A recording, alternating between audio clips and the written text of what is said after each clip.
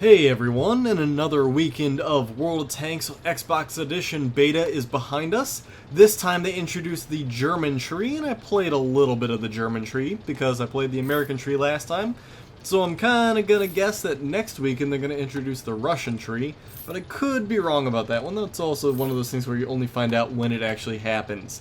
But in the meantime, I was enjoying the German tree. They have all the fun tanks that you remember, but they only limited it to tier 6 as the maximum. I only really explored my way up to about the tier 4 area, but you had access to everything. As you see, they gave me a million gold, a million credits, and, or not a million gold, a million free experience, a million credits, and a crap ton of gold. Not like you can really do too much with the gold other than just buy premium tanks, but still they gave you the option. Sadly, no consumables are in the game yet, nothing like that, no customizations, but they still had some other cool stuff. They had a bunch of tanks. I got to explore around, see the different types of upgrades available to the different tanks, and go from there.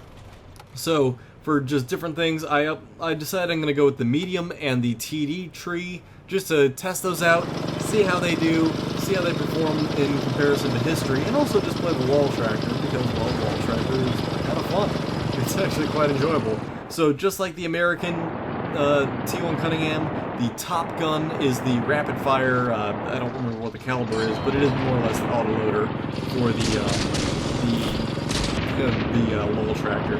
Now I kind of am just cutting a lot of stuff just left and right just to kind of make it a little bit easier, just highlight the key moments. I played for a good couple hours, but there also was quite a bit of lag on the server at the time when we were playing, and it could just have been circumstance, but both myself and I was playing with my clanmate Nick.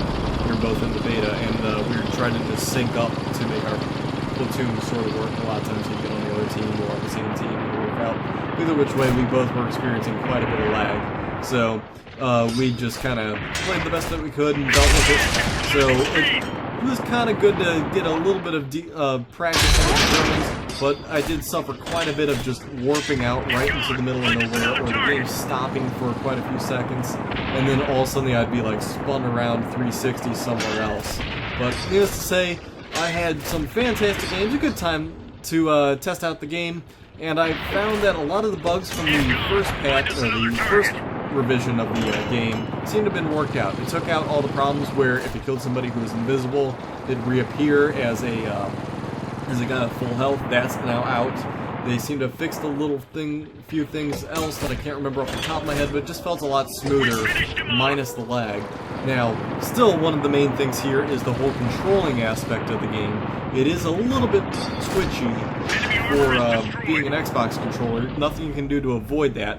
It just is what it is. But it seems to have been a little bit of getting used to, is what I'm going to say, is how this is going to go. Because of the whole prospect of you can't really line up those high accuracy shots as easily. You can't, fidget into certain places, because if you tap that stick, you're going wildly to anywhere else, whereas with a controller, or not a controller, a keyboard and a mouse, you can kind of twitch a little bit here and there. You can fine-tune that gun placement, whereas it's not as easy with the stick to fine-tune that placement of your round when you're trying to aim down the barrel. And this actually right now will be a good example of that. So you'll see that the shells have a very intense trajectory that arc very far downward. So it's not as sure, well, it could just be also the effect of where it's looking at my screen, but it is also just, it's not nearly as easy to manipulate tank destroyers and mediums as you used to be able to.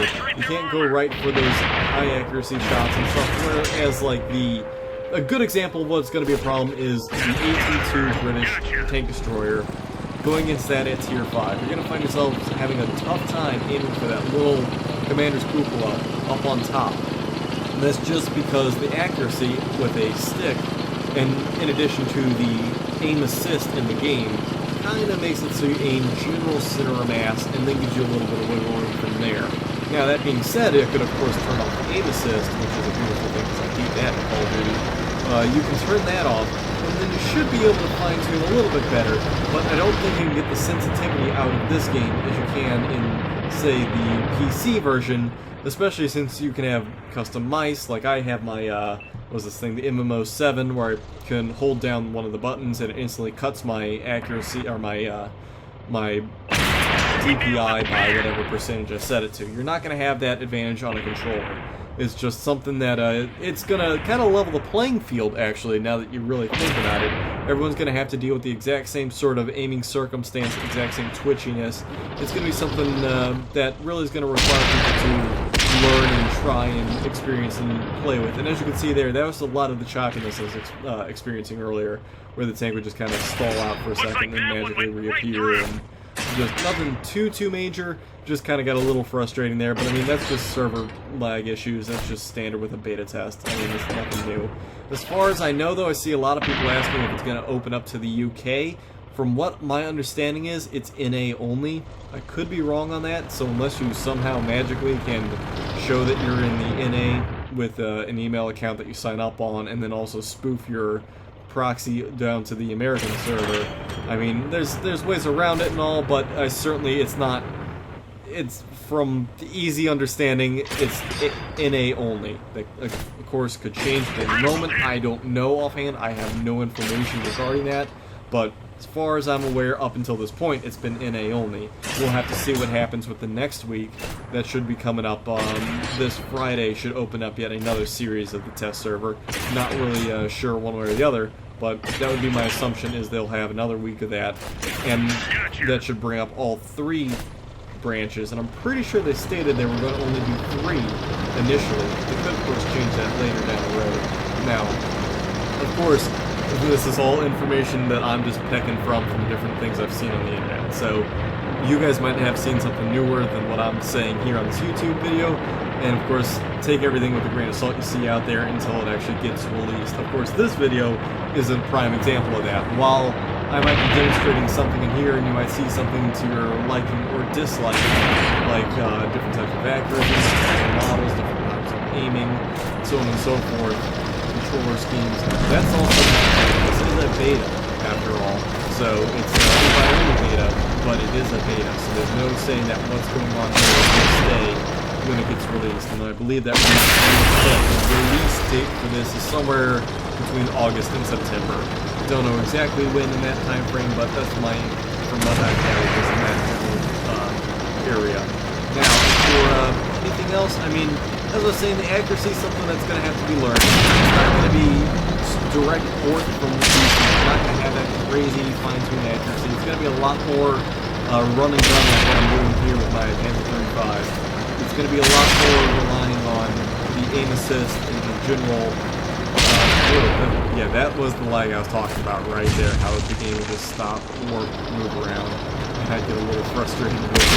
But it's going to require a different type of learning, different type of lifestyle in the computer version, which I think is actually nice. So that way you're not going to replicate the exact same game from one to another. It's going to be slightly different. You're going to have a different time, different experience. Now, of course, the tanks are all going to be relatively the same. Again, my estimates put it somewhere around, like, of course it's not a direct port, but somewhere around the 8.1 to 8.3 time frame in terms of the tank's tech tree layout.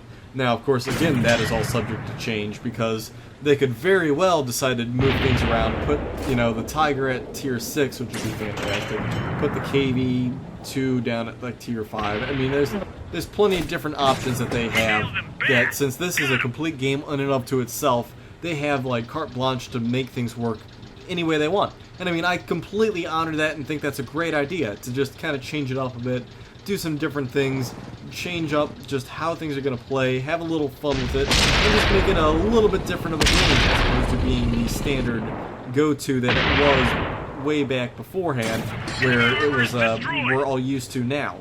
Now, if this is a new experience, because people might not be playing on a PC, they might be strictly a console gamer, then I mean, this is perfect.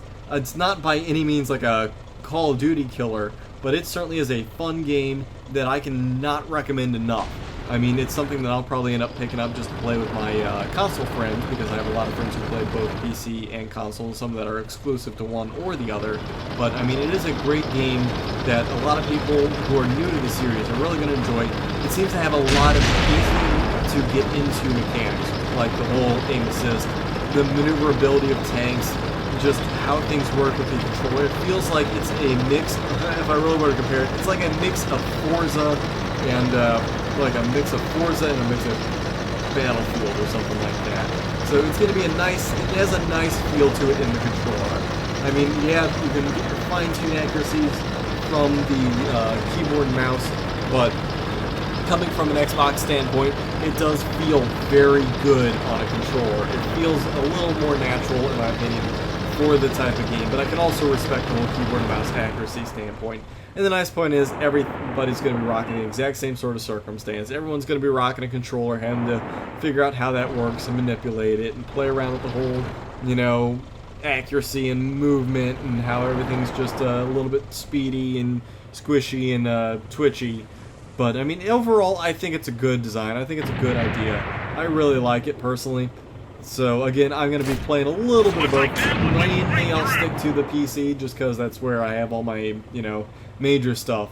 But in terms of new players, the Xbox will be a good experience for them. It'll be a great place. And, I mean, they even have such awesome things like the derp cannon for the Hetzer that we've all come to love, especially when it can load HE and gold, which gold isn't available yet. But anyway, as I'm closing in here on the very last little bits, I'm going to try and wrap it up for y'all. I mean, you get the awesomeness that is the game that we've all come to know and love, and also you get the new stuff that they're going to bring out, which is excellent too. So I mean, it's going to be a great game for both new players and old. If you have an Xbox, I cannot recommend it enough. Anyway, that covers all my footage, so I want to thank you guys for tuning into this episode of my Let's Play of the World of Tanks beta on Xbox 360. I hope you guys check it out. Of course, I will have the information for where to sign up for the beta in the description of this video, so go there and sign up, and I hope to catch you guys there. So thanks guys, and I will catch you guys in the next episode.